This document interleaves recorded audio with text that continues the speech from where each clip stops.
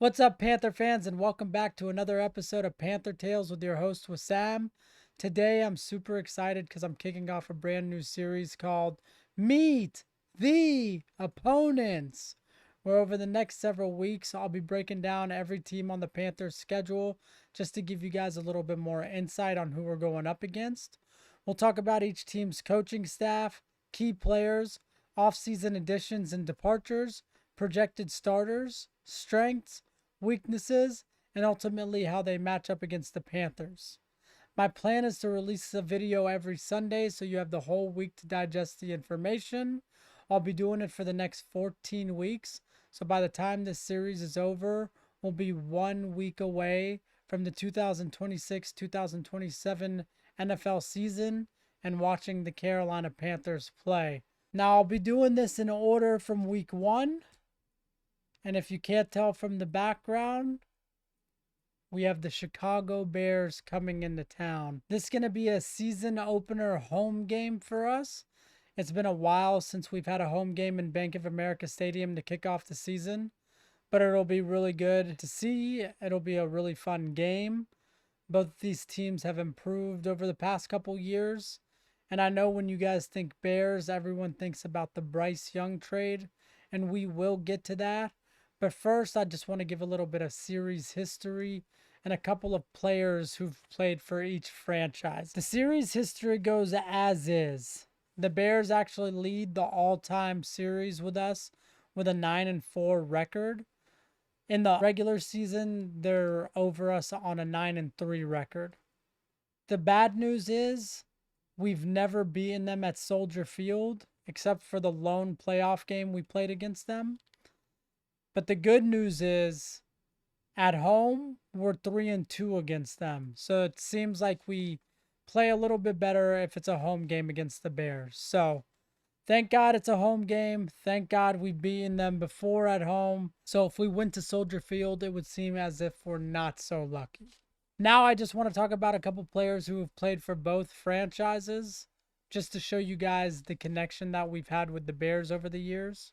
And I'm not listing this and like the importance. I'm just doing a actual timeline of when it happened. So first and foremost, Muhsin Muhammad in the 2005 offseason, he left the Panthers because we couldn't afford him anymore, and he joined the Chicago Bears. In the 2 years that he played for the Bears, he actually made it to the Super Bowl with them, where they ultimately lost to the Colts. And he also had a Pro Bowl appearance too. So the 2 years that he played there, he played well until he came back to Carolina. The second person I want to talk about is Julius Peppers. Julius spent his first 8 years in Carolina where he dominated, and we are going to offer him a huge contract. But ultimately, he decided he wanted to play elsewhere because he's been in North Carolina all of his life, and he wanted a change of scenery. In 2010, the Bears signed him where he dominated for them. Then he played 3 years for Green Bay until he ultimately came back home and finished his career here for the Panthers. Julius Peppers is our first homegrown Hall of Famer. Sam Mills is another Hall of Famer for us, but we didn't draft him. So Julius Peppers was the first drafted Carolina Panther Hall of Famer that we have. I know it seems like the Bears have picked up all of our good players, and that makes sense, but in 2011, the Bears decided to move on from their starting tight end, Greg Olsen, and we sent them over a third-round pick in exchange for that. Greg Olsen was such a beast for the Panthers. He wasn't being used much in Chicago because their coach at the time didn't incorporate tight ends in the offense. Thank God that they didn't. Greg came here. He was Cam Newton's #1 target, and he's the first tight end in history to go 3 straight seasons going over 1,000 receiving yards. He was so good for us. Miss seeing him play, but I'm so happy that he's a great commentator now. And honestly, looking at this week 1 game, I don't see how Greg Olsen's not on the call. Let's go ahead and talk about the most recent transaction. Very controversial. A lot of Bears fans clowned us for this. Ultimately, why I don't really like the Bears to this day. But In 2023, former GM Scott Fitterer decided to go all in for the number one overall pick in 2023. What he gave up was our first round pick in that draft, which was the number 9 pick. He gave up a first round pick in the 2024 draft. He gave up a second round pick in the 2025 draft. And he gave up DJ Moore. So we drafted Bryce Young, and now Bryce Young doesn't have anyone to throw to. I'm still not upset, like too upset at the trade, because I love Bryce Young and I still think he's the future for the Panthers. I know a lot of Panther fans are going to hate me saying that, but I think he's shown me good stuff last year, and I think he's going to have a huge year this year to show everyone why he was deserving of that pick. However, on the other end, we gave up a lot. So, with those picks that we gave the Bears, they got Darnell Wright, an offensive tackle, in 2023 with the number 10 pick. So they traded the number 9 pick for that and number 56 overall in that draft, who they also got Tyreek Stevenson, a starting cornerback for them. And then in 2024, that first round pick that we gave them ended up being the first overall pick again because we were the worst team in the league Bryce Young's first year in the NFL. So they got Caleb Williams. And then also in 2024 with the 122nd pick, they picked up a punter named Torrey Taylor. I'm not sure if he's any good or not, but if they drafted him in the 4th round, I'm pretty sure he's good. And the draft before this past one, 2025, they picked up Luther Burden III, a wide receiver who's supposed to be really good, supposed to take the next step this year. So we'll see. Fair or not, Bryce Young and Caleb Williams are going to be linked together for the rest of their careers. Every time these teams play, people are going to revisit the trade. So with the history lesson out of the way, let's go ahead and look into the 2026 Chicago Bears. The Bears are coming off an impressive 2025 season where they finished 11-6 and won the NFC North and even won a playoff game. They had a series split with the Packers in the regular season, but in the playoffs, the Bears actually beat the Packers to move on to the next round. After years of searching for stability, Chicago finally believes they've found their franchise QB, their franchise head coach, and a foundation they could build around for years to come. Let's just talk about their coaching staff. Their head coach is Ben Johnson. His first year being a head coach was last year. In years prior to that, he was the offensive coordinator for the Detroit Lions. So he's been like a head coaching candidate name for like 3-4 years because of the job that he did in Detroit. So he was the biggest coach you could have picked up like in 2025. How the Bears got him, I don't know. I think it helps that he went to a team that is a division rival of where he's coming from, so he gets to see Detroit 2 times a year. Not that there's any beef between that, but as a competitor, when you're not the head coach and you have an opportunity to go against the head coach that you respect and you're friends with 2 times a year to show, hey, maybe I'm a better head coach than you, that might be a reason why he took the job. Press Taylor is their offensive coordinator. It's going to be his first year as the OC there. Their former OC, Declan Doyle, went to the Ravens to be their offensive coordinator because in that offense, he will probably call the plays. Whereas if you're the offensive coordinator in Chicago, Ben Johnson's going to call the plays. You'll just work closely with the quarterback. Their defensive coordinator, Panther fans are familiar with, is Dennis Allen because he was the head coach for the Saints. And he had just been with the Saints for a lot of years prior. Now, we can't talk about the Chicago Bears without talking about Caleb Williams. Williams, again, was the first overall pick in the 2024 NFL Draft, where his first year in the league he did struggle. But last year he took a major step forward and even was given the nickname the Iceman because of all of his fourth quarter comebacks. His 2025 stats read as this: 3,942 passing yards. So Chicago still doesn't have a 4,000-yard passer in one season, but I'm sure he'll get it this next year. 27 touchdowns to 7 interceptions. That's a good ratio. And I don't know if the Bears have the same problem the Panthers have, where it's still a split mix, whether some people believe he's the franchise quarterback or not. Whereas in Chicago, I think a lot of their fans are leaning towards saying, yes, he is. Because I listen to a lot of Pardon My Take. I'm an AWL. Big Cat is a Chicago Bears fan, and he loves him. So I think the majority of Bears fans feel the same way as Big Cat does, and because of the season he had last year, I can see why. Now, let's talk about what changed for the Bears this offseason. Some of Chicago's biggest additions came before the 2025 season, so the bigger story here in 2026 is who they lost. They lost number one receiver DJ Moore, he went to the Bills. Their Pro Bowl starting center, Drew Dahlman, retired out of the blue. That was a big loss. Tremaine Edmonds, scary linebacker, he's gone. Kevin Byard and Jaquan Brisker, their two starting safeties, left. And Andrew Billings, a defensive tackle, left. Now, they did pick up Garrett Bradbury, a center, to replace Dahlman. Devin Bush, a linebacker, to replace Edmonds.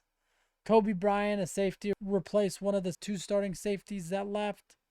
Khalif Raymond, a wide receiver return specialist that comes from Detroit. And Jedrick Willis Jr., an offensive tackle. I'm not sure if he's starting material or if he's going to be depth, but that is who they picked up in free agency. Now, let's talk about a couple more additions for the Bears in the form of the 2026 NFL Draft. In round one, pick 25, the Bears selected a safety that I thought the Panthers might take, and Dylan Thieneman. He's out of Oregon.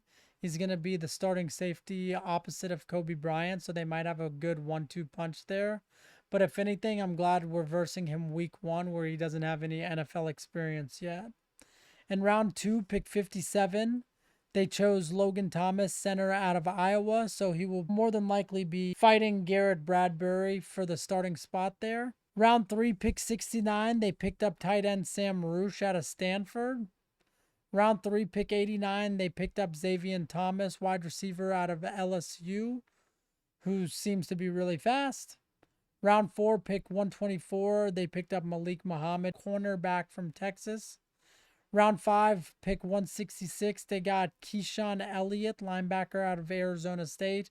And round six, pick 213, they got Jordan Vandenberg, defensive tackle out of Georgia Tech. Key players that Panther fans should know on the Bears roster other than Caleb Williams. There's Montez Sweat. He's a really good edge rusher. They have Jalen Johnson. He's one of the best cornerbacks in the league. They have Joe Thuney. He's one of the best guards in the league. They have Roma Dunze, who is supposed to take over the wide receiver one spot now that DJ Moore is gone. Luther Burden III, he's projected to be the number two receiver, but depending on who plays better between him and Rome, could change who's number one on the depth chart. And Colston Loveland. He came on strong at the end of last year. He's their tight end. He was picked before Tyler Warren, and everyone was like, what's going on? But if he plays anything like he played towards the end of the year, we see why. I want to use a cool feature that I've never used with this camera. I put the projected starters for both teams on a whiteboard, and let's go over it. Okay, here it is. The whiteboard. From here, we can kind of see who's on each team and kind of debate on what's going down. So, Caleb Williams versus Bryce Young, just to not show my bias, let's give the advantage to Caleb. DeAndre Swift versus Chuba Hubbard. Honestly, in my opinion, that's just even. Roma Dunze versus Tetaroa McMillan. I'm going to go with T-Mac. He was Rookie of the Year after all. Luther Burden III versus Jalen Coker. Like, I think Burden's going to be good, but we just haven't seen it yet. So right now, I got to go advantage Jalen Coker. If, in fact, their third wide receiver is Khalif Raymond, which is not guaranteed yet. But if it's him between XL, honestly, again, because of what XL has shown, I'm not giving anyone the advantage. Now, when comparing the tight ends, you got to give the advantage to the Bears. Colson Loveland can be to the Bears what Greg Olsen was to us. I truly believe that. He's got the skills. Tommy Tremble's a fine tight end, but skill set is not the same. Now, when it comes to the offensive line, we could debate about that. Let's just go ahead and say that both lines should be decent, if not a little bit good. Because I know ours should be good, and we've added more depth to it, thank God, because that was like my biggest concern going into this year was Cade Mays left, Austin Corbett left. We lost a lot of like the depth on the offensive line. So the fact that we were able to get Luke Fortner, get Stone, get Rasheed Walker, and then draft Monroe Freeling, that's huge for us. And then Akim Ekwano is supposed to come back later this year, they said.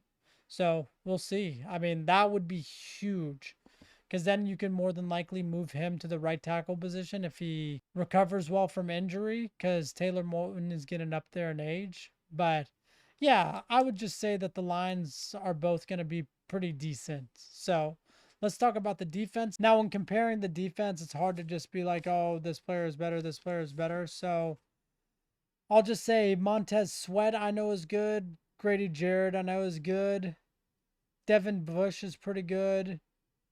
Jalen Johnson is great. I don't know much about Tyreek Stevenson, but I'm sure he's fine.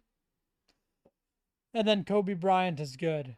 Everyone else, don't really know about. Bears fans, please fill me in and let me know about some of your defensive players if you think some of them are good. Now, for the Panthers, I could say without a doubt, Derek Brown's good, Jalen Phillips good, Nick Scorton's good, Devin Lloyd's good, J.C. Horn's good, Mike Jackson's good, and Trayvon Merrick are good. I think our defense is going to be the strong spot of our team this year. I think if anything's going to win us a lot of games, it's going to be those boys right there. Now, talking about the matchups again, I do want to say that this is Bryce Young and Caleb Williams. First time they're actually going up against each other. We did play the Bears Caleb Williams rookie year in 2024, but at that time, Bryce Young was benched, so he wasn't able to play in that game until the very end because we were getting killed. I hope they have a little bit of a rivalry like Tom Brady, Peyton Manning.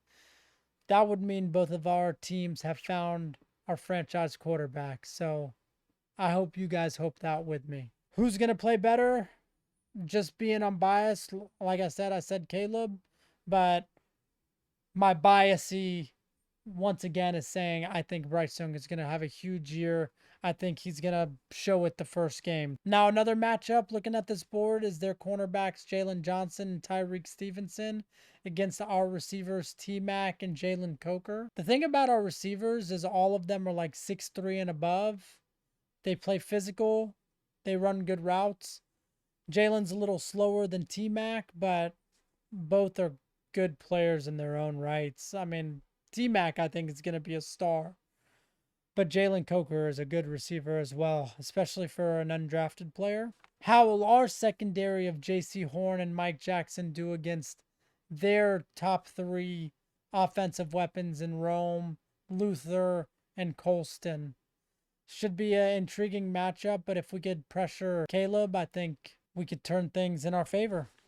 Now, the three biggest advantages for Chicago is the fact that they think they have experience at QB, and Caleb's going to take another step up. Their offensive line, which they invested in once again last year, even though their Pro Bowl center left, and continuity under Ben Johnson, year 2 under his system, should see a little bit better flow, all of that. The three biggest advantages for Carolina: home field advantage. We're going to bring the fans. Yeah! We're going to go crazy. It's going to be fun. It's going to be a really cool game.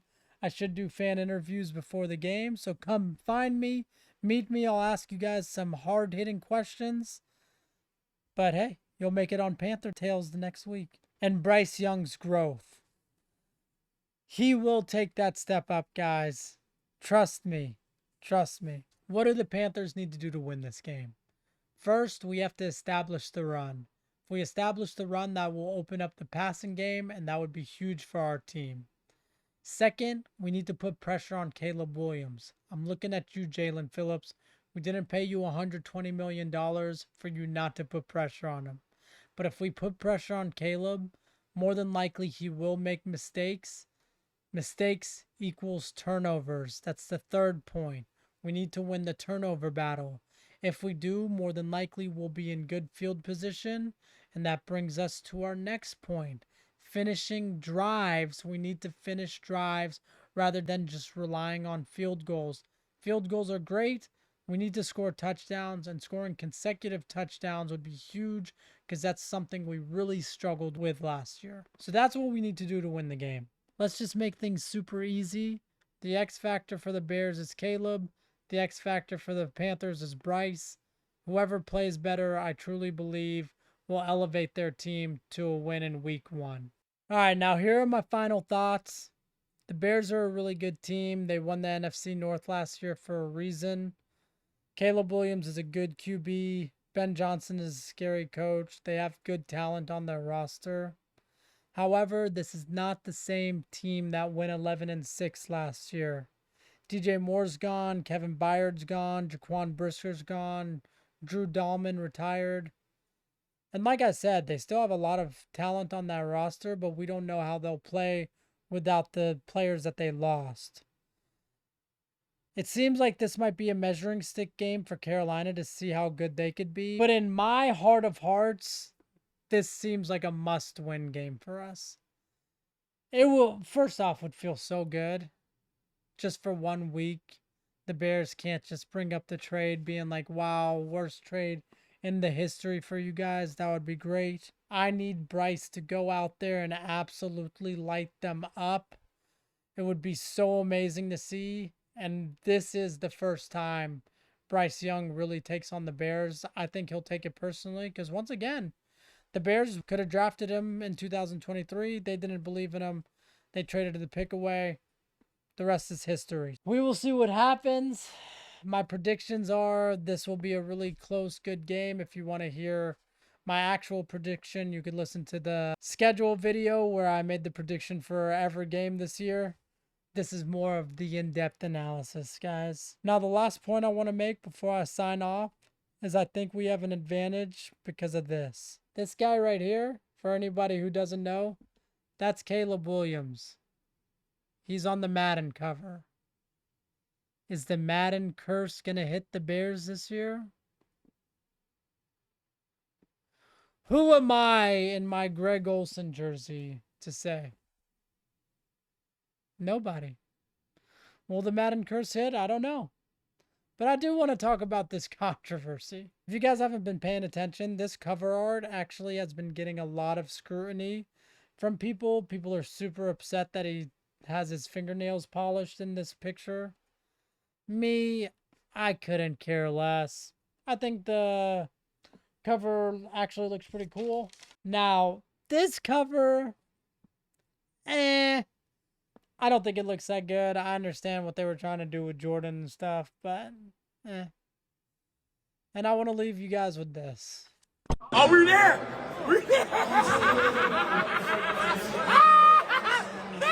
This is Cam Newton versus Caleb Williams at a Madden event. Are we there? I'm hoping. I'm hoping Cam is representing how us Panther fans will be feeling week 1. Not only did Cam beat Caleb there, but Cam was the Panthers and Caleb was the Bears. So hopefully that's a sign of things to come. I just want to make one more point about the 2023 trade. Panther fans, I know it looks bad, but just think about it. Ever since 2023, both of our franchises have been bad up until last year, where we both made the playoffs and we both lost to the same team by 3 points. So Even if the Bears think they're way better than us, by looking at it, we're kind of similar. So keep that in mind. That's going to do it for the first edition of Meet the Opponents. Let me know in the comments who you think is going to win the game and your score predictions. Bears fans, if there's anything that I missed, please let me know. If you enjoyed this video, make sure to like, subscribe, and stick around this coming Sunday where I'll be breaking down the Atlanta Falcons. But again, Week 1, Chicago Bears, 1 o'clock p.m., Bank of America Stadium. I'll see you there. And as always, keep pounding.